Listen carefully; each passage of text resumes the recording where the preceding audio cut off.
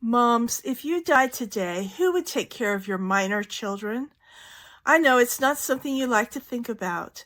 And as a young mother, I always just assumed that my parents or my sister would take my kids in case of an emergency. But as a lawyer, I found out it's not that simple. The scary thing is your kids could wind up in foster care even though you have loving family who would take care of them. But your loving family is going to be dealing with grief and a lot of expenses if you were to pass away unexpectedly. Here's what you need to do. You need to have a will. Yes, I know a will is something that you don't like to think about, but a will is where you name a guardian for your minor children.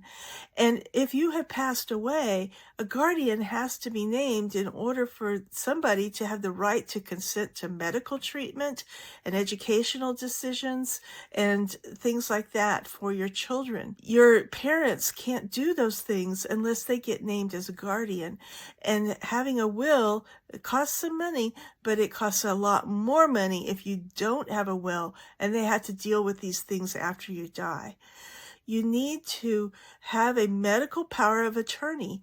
If you're in a car accident and you're in a coma or something and you're not dead, but you can't make decisions for your children and they need medical care, you need to have a medical power of attorney for your children that names an agent with the right to make legal medical decisions for your children when you're not available. This is something that can be done at the same time that you do your will.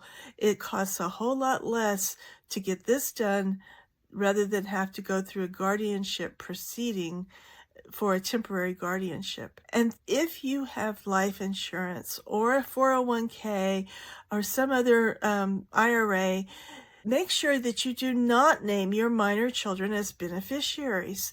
It is important to name a responsible adult as trustee for the benefit of your children so that that adult can collect the money and then use it to take care of your kids.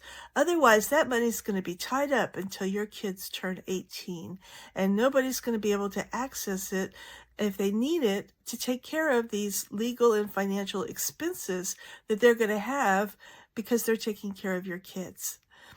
If you need help with these documents and you live in Texas, call me. I'm Laura Hurd, and I am here to help.